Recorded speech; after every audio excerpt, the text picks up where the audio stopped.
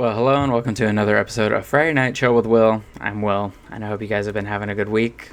My week has been pretty good. I went back to work after about 10 days off for vacation, so that was a really nice break. Kind of sucked coming back, but it's whatever. We're getting through it. So tonight, I kind of wanted to talk about something that's been going on for a majority of the year, but we're seeing some kind of resolution happen with it, and it involves Target. And as of Wednesday, they announced that they would be getting a new CEO at the start of next year. So, good news, they're replacing an old white guy with another old white guy. So that's super fun. I thought I'd talk about this because Target has been sort of one of the main focuses of a boycott movement. If you're unfamiliar for whatever reason, at the beginning of the year, Target and Walmart and a few other giant corporations scaled back on DEI initiatives in the workplace and the company to mostly to appease the Trump administration. So Target was sort of the most vocal about it at the time. There were many companies that did this. Walmart is another, offender of this. They actually did it first before Target did.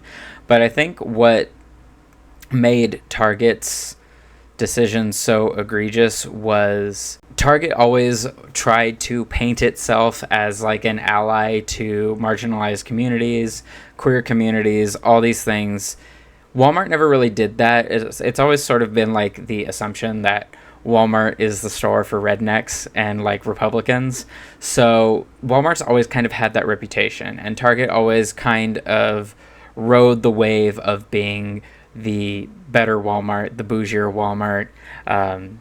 One of the articles I'm going to be referencing tonight even provides a spelling for Target, as a lot of people like to call it. Not the spelling I would think it would be used when you look at the article, but I digress. It was just always kind of a thing where Target was the better version of Walmart, and you always spent a little bit more because you didn't have to deal with Walmart this way. And so they built up sort of this reputation. And so when it came time for all these corporations to pull their DEI policies and initiatives and all that stuff, you could sense a sense of abandonment, I think, in a lot of like communities and for a lot of people who had partnerships with the company, because it really just sort of emphasized that at the end of the day, this is just a giant corporation that doesn't give a crap about anyone. They just care about their bottom dollar and making money. And so we saw an initial pivot away from Target a couple years ago after there was right-wing backlash over the Pride merch that they were doing for Pride Month. And we saw them cave to conservatives and move their little pop-up Pride section, which had like the merch with all like the gay shirts and all of the rainbow colored things. We saw them move those pop-ups from the front of the store to the back of the store in some cases, and for some other more extreme cases, they just completely removed the things from the store. And they just kind of like scattered them throughout the store in like different pockets of the, regular aisles or whatever. And so that was sort of like our first hint of like, oh, okay, if shit really ever does start hitting the fan, they're gonna flake on us, which is of course not really unexpected, because the whole movement of rainbow capitalism doesn't really mean much of anything. These corporations aren't actually beholden to standing up for people or communities or anything like that. They care about the money that they make, and they know the best way to market to those communities is to participate in things like Pride Month and Black History Month and things of that nature. And so it's all for the sake of pandering. But now that sort of veil and that sort of illusion is just sort of shattered after what happened back in, I think this is January or February, the beginning of the year this happened. And so when they announced that, they became the target of a boycott movement. And I believe it started during Black History Month. So back in February, there was a concentrated effort specifically with Black communities because they were the ones being most heavily affected, because especially there were some Black brand owners that had their partnerships with Target terminated, because I guess that was just part of the whole thing. They were just like, oh yeah, so DEI also includes partnerships with companies owned by Black people. So they terminated those contracts or whatever, and that sort of was the catalyst where it was like, okay, we actually need to boycott and actively divest from Target, and we need to make sure that they start feeling the effects of this decision. And for the most part, I would say it's been pretty effective. I think every time I look at updates on how the company is doing, sales continue trickling down. Their stock has plummeted a lot. I think it went down around like 20 something ish percent, and maybe 20 to 25 ish percent total from the start of the year to now. I would double check some of these numbers. I'm just going off of the top of my head what I remember reading, but that's a lot for any giant corporation like that. Like, that is a lot to happen in a relatively short amount of time, because you figure that's only like half a year. That's a quarter, a quarter of 100%, obviously. So this boycott has been having a strong effect on the company. And I think they've all started realizing that, and they've begun trying to pivot, but they're kind of following some patterns that they usually do. So I mentioned that they are replacing the CEO with a different white guy. The current CEO is Brian Cornell. He's been the CEO for the past few years, and then he is being replaced by this man named Michael Fidelki. I don't know this name, man. These names are weird. But yeah, Michael is the COO of the company. So he already has a pretty high up role in the company, so it's not really going to be that big of a change. And the gaggiest part of all of this is Brian Cornell. He isn't going to be the CEO anymore, but he's still maintaining a high up role within the company. They're just changing the face. And as I've gone through a couple of these articles, because I'm looking through a few, I'm looking at one on Slate, and then one that was done by CBS News in Minnesota. And Target did something similar to this back in 2022, I believe, after there was like a data breach and some instances where some of people's payment information was insecure, or was breached or whatever. Target kind of did the same thing, and they changed their CEO back then. So it's sort of following this pattern of the company makes a very shitty decision or does something very bad or irresponsible. They get caught doing that thing, and so to save face, they change the CEO of the company to make it appear as if they're making some big decision, when the reality of it all is all three of these people, if we're including the person before Brian Cornell as CEO, all these people are still in positions of power within the company Target. They just kind of move around to different positions that are still very high up and still have a lot of influence on what the company does as a whole. And I think that is just so indicative of just all of these corporations in general, and just the way they count on the consumer, us, to just look at these headlines and not look further into the details of these stories, and seeing that they're not really changing all that much about what their company philosophy is. They're just moving people around so that way it looks like they're doing something. But they're just moving chess pieces, and the chess pieces are pretty much the same. And so here we are now. We're going to be getting a new CEO, or this company's going to be getting a new CEO that doesn't actually take effect until February of 2026. So we still have the rest of this fiscal year with this current CEO. So I don't really understand how that's going to be beneficial for them in the long run, and I hopefully don't think it will be, because I think we're kind of at a point finally where people are starting to recognize that even if we see something like that, we need to continue keeping the pressure on these companies so that way we can make sure we are actually inciting change into them.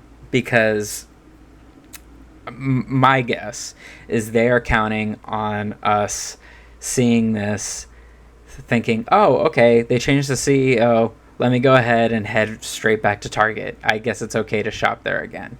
That's exactly what they're doing, and media outlets know that's what they want to do. That's why media outlets are reporting this the way that they are. That's why that's the headline where it's like, Target CEO will step down. You know, all of it is intentional, and I try not to sound like too much of a conspiracy theorist, but there is a strong relationship with these corporations and the media, and so they're always...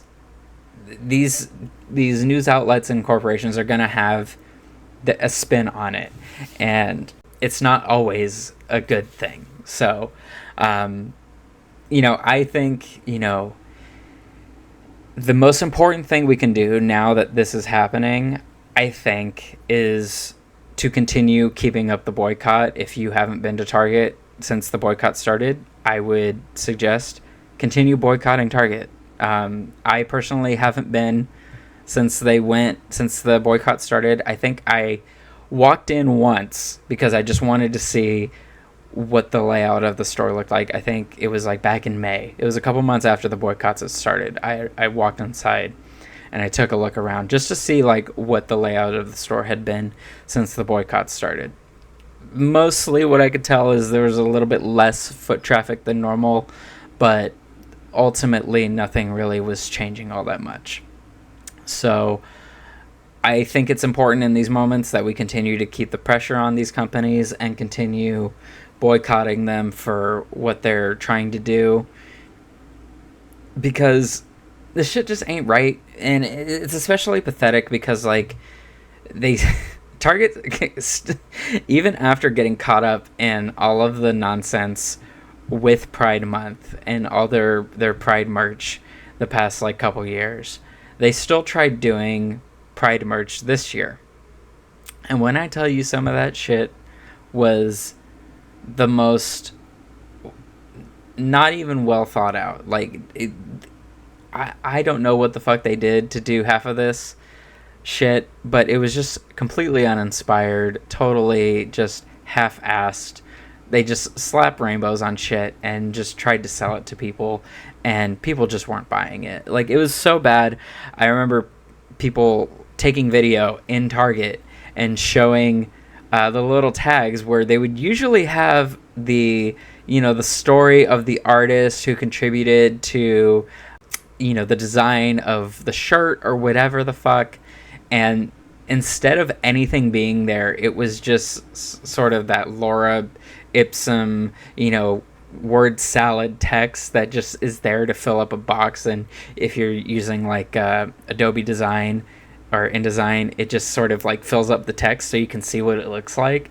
And it was just like, that's insane that this giant corporation, they did something so lazy like that. Like, you totally have the resources to like do something like that well, and you just didn't even care. You were just like, yeah, whatever, we're just gonna slap rainbows on some shit, and the people who haven't been paying attention to what we're doing, they're still gonna buy our shit. They're not gonna even look at the fucking tag. And it's like, that's insane, like, that you can just be that blatantly careless and just I don't know. It just really speaks to how a lot of these corporations view the consumer at the end of the day, and especially consumers of color. I think that really the veil is totally, revealed on all that. Like, they just do not respect, communities of color, marginalized communities in any capacity.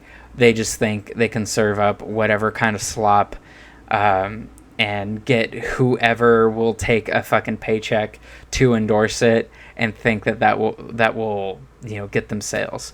And it is a strategy that is apparently not working, because their sales are continuing to go down. And I think it's important we continue that boycott, and I think we can get those numbers lower. Personally, I think we can go way lower.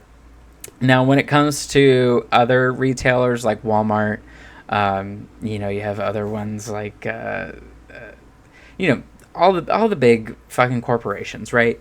We could all stand to be divesting from them in general, because, like I said at the beginning of the episode, Walmart was one of the first companies to pull out their DEI initiatives.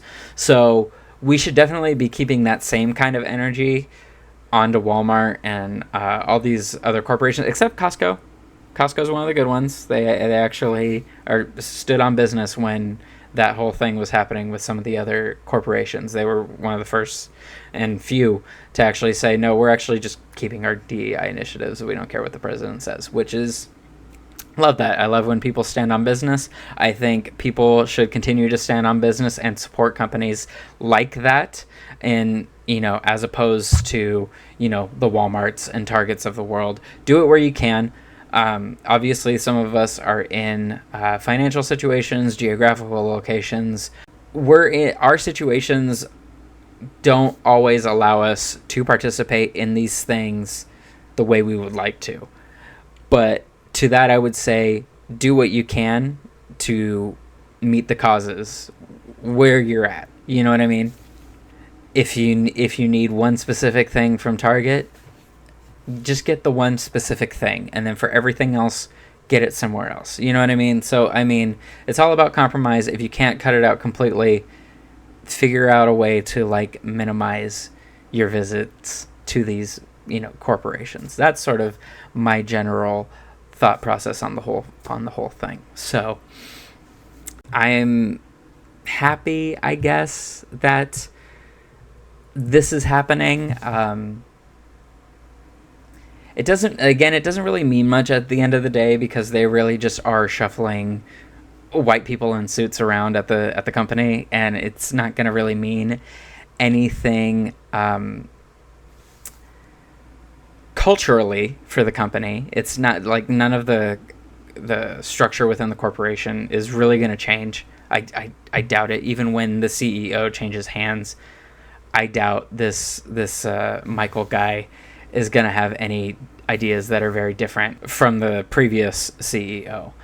I did want to throw in one more little thing that I thought was interesting, a little tidbit.